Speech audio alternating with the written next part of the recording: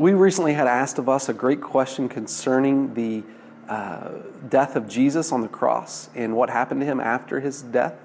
Did he go to hell for 3 days? Where was Jesus? And I think the quick answer to that is no, Jesus did not go to hell. When Jesus was hanging on the cross in John chapter 19 and verse 30, he said, "It is finished."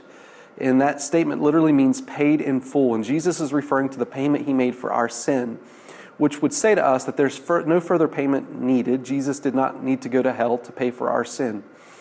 When you read in Luke chapter 16, you see a story of Lazarus and the rich man. It gives us a story about Sheol, which is the Old Testament word for Hades, which means a place for the dead. In Abraham's bosom, there is described two places. The rich man is on one side, and Lazarus is on the other. Lazarus is on the side of Abraham's bosom for those who put their faith in the future Messiah, and the rich man is on the side of outer darkness.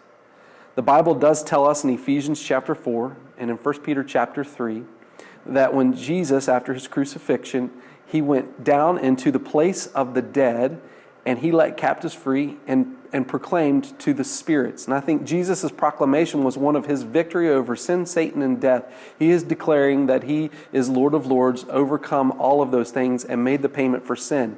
The Bible calls Jesus the first fruits, meaning Jesus was the first to be resurrected, and he led the captives free into eternity with his presence to experience him forevermore. The misconception of hell, I think, derives from Psalm chapter 16, verses 10 and 11. The King James translates the word for Sheol as hell in that passage, and I don't think that's a good translation. I think it's the place for the dead in which it's referring to. It says in Psalms chapter 16 that Jesus, when he is crucified, it's a prophetic statement that he would not see decay of his body, nor be left in the place of the dead. And it's giving a prophetic statement of what would happen to Christ. I think hell comes in Revelation chapter 20, verses 11 to 15. It's the lake of fire, the place of outer darkness in which Jesus will ultimately judge and cast people to. So sometimes the definition of hell causes that sort of confusion, but I don't believe Christ went to hell.